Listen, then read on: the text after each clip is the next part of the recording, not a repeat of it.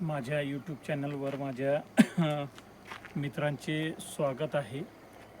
आजचा व्हिडिओ भूजल संदर्भातच आहे आणि लोखंडी रॉड 3.5 फुटाचे असो किंवा 1.5 फुटाचे असो, कोरड्या लाईनीमधला फरक ते कसे दाखवितात आणि काही अशा पद्धती आहेत का ते त्याच्यामध्ये नुसत्या पाण्याचीच लाईनी दाखवितात, कोरड्या लाईन दाखवित नाही।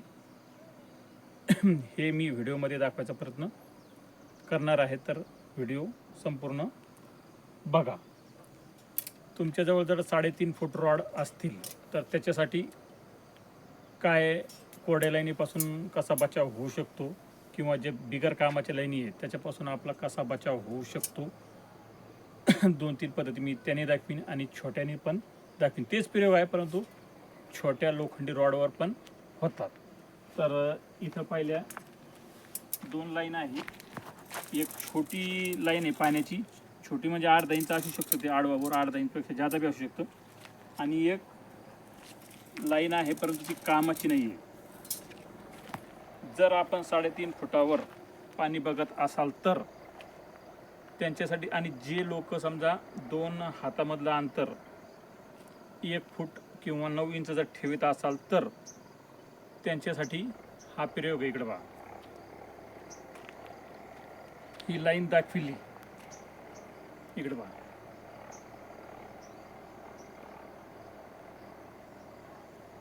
हातामधलं अंतर 9 इंच पर्यंत आहे आणि ही पण इकडे पहा दाखविली। तर ह्या दोघांमधलं जर फरक ओळखायचं असलं तर काय करायचं, तर जी लाईन आता इथं वीर जवळ असल्यामुळे ते लांब लाईन मला मारता नाही आली, पण 4-5 फूट किंवा 4-5 पावलं त्या लाईनीवर इकडं पहा चालायचं। तर ह्या लाईनीत रॉड झाले ओपन, आणि ओपन झाल्यानंतर आणखीन एकदा पाहिजे तर झाले ओपन असं चालताना, परंतु परत त्याच लाईनीवर आणखीन आपल्याला वापस जायचं आहे। इकडे वा, वापस जाताना रॉड ओपन होऊ नाही लागले, इकडे पहा।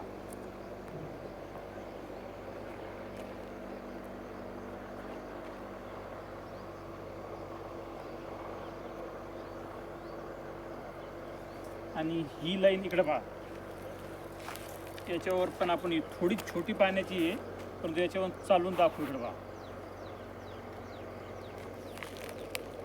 याच्यावर झाले ओपन एका बाजूनं आणि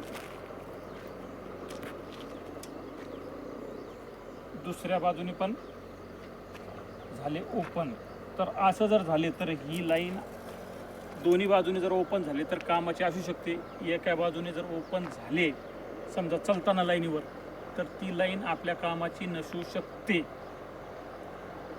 आणि ह्याच 3.5 फुटावर जर आपल्याला त्या लाईनीची आणखीन जर माहिती घ्यायची असली, तिकडे पहा, ही पद्धत वेगळी आहे दुसरी आणखीन। त्याला मुठीत धरून असं वरून अंगठ्याला बँडपाशी जर दाबला आपण तर पाणी 1/2 इंच असलं तर असं करतं, 1 इंच असलं तर असं करतं, 1.5 असलं तर असं करतं। तर हे पाणी इकडं पहा 1/2 इंच आहे आणि याच्यावर जर लाईनीवर आपण गेलो तर रॉड आतमध्ये येतात परंतु रॉड आणखीन बाहेरच्या दिशेने पळून जातात। ही दुसरी एक पद्धत आहे पाण्याची आणि बिगर पाण्याच्या लाईनीमधला फरक ओळखायची। आणि जर आणखीन ह्याच रॉडवर तुम्हाला पाण्यामधल्या आणि बिगर पाण्यामधला जर फरक ओळखायचा असला तर रॉड पहिल्याने मी काय दाखवलं होतं, रॉडमधलं अंतर 9 इंच ठेवायचं। जर आपण दोन्ही मुठी जर अशा जवळ जर ठेवल्या आणि जर लाईनीवर आपण गेलो आणि जर उघडलं तर ती पाण्याची लाईन, आणि इकडे पहा ही फॉल्टी लाईन आहे, त्याच्यावर रॉड उघडू शकत नाही जवळ मुठी ठेवल्यानंतर। इकडे पहा, उघडायला पातेन पण उघडू शकत नाही, आणि ह्या लाईनीवर इकडे पहा रॉड उघडतात। हे झाले 3.5 फुटामधले फरक. परंतु जर आपल्याला आणखीन 1.5 फुटी रॉड लोखंडी याच्यावर जर पाणी पाहायचं असेल तर ह्या प्रयोगाला मी चप्पल घालीत असतो. आणि हा प्रयोग पण माझा कोरड्या लाईनला धरीत नाही. इकडे पहा, या प्रयोगाला पण अशी मुठी धरून अंगठ्याने असं धरावं लागतं. इकडे पहा, आणि पाण्याच्या लाईनवर रॉड असे क्रॉस होतात आणि याला क्रॉस होऊन सुद्धा रॉड बाहेरच्या दिशेने जातात अशा फॉल्ट लाईनला. इकडे पहा, आणि याला असे क्रॉस होतात. इथं एक बोरचा क्रॉस आहे. इथं मी नक्की क्रॉसवर ह्या 1.5 फुटी पद्धतनं बोरचा क्रॉस म्हणजे लाईनी त्याच्या शिल्लक मी मागच्या व्हिडिओमध्ये पण दाखवलेला आहे.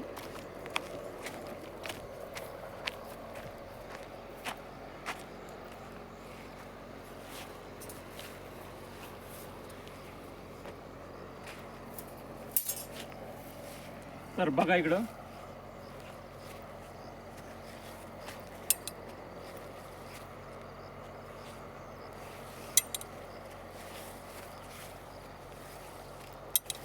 ही 1.5 फुटाची पद्धत ही कोरड्या लाईनवर काही दाखवित नाही आणि क्रॉसवर जास्त जोरात एकमेकाला रॉड असे धडक बसतात. इकडे बघा, ही 1 लाईन, ही 2 लाईन आणि ही 3 लाईन. आणि लाईनीवर जर एक रॉड असा जरी हातात धरला आपण आणि एक असा जर धरला तर हा रॉड असा हालचाल करू शकतो असा.